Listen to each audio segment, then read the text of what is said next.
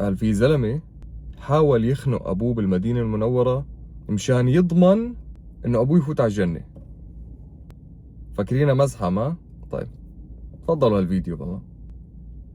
عم يخنقوا نظامي، إنه هو ناوي يقتله. اجى الزلمة هذا تبع الأمن تبع الهيئة عم يحاول يفكه، ما عم يقدر يفكه، صار يضربه كفوف طيارات. يعني هو هذا الشخص يلي الشيطان بيجي بيقول له وحد الله يا زلمة، شو ما بتخاف الله؟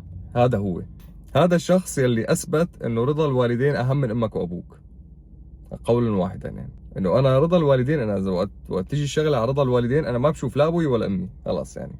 كمان في شغله، انه هو شو في بباله انه ابوه عامل اخطاء بحياته لحتى هو فكر وقال انه هذا الزلمه ما لازم يطلع من هون، لانه انا انه انا اذا طلع من هون انا هذا مو ضامن له الجنه. ف حجي انت اليوم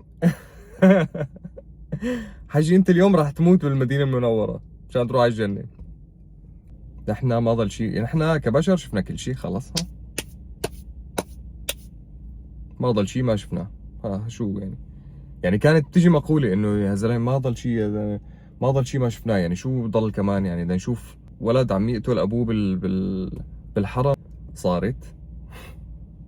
طيب يعني هلا اذا انت ابوك راح على الجنة، انت وين راح تروح؟ يعني ابوك بده يشفع لك انه انت قتلته بالمسجد النبوي؟ شو الترتيب انت تبعك راح يكون؟ انت شو راح يكون منصبك بجهنم؟ انه انت هيك راح يكون وضعك بجهنم. يعني راح يسأل هيك واحد انه بالله وين بيت ابو جهل؟ والله جنب بيت هذا اللي حاول يخنق ابوه. هيك انت.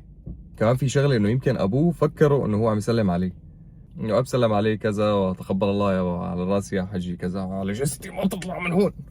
هيك الترتيب صار. شو هاد؟ انا خلص ها، ما ضل ولا تعليق. يلا بس هي سلام يلا.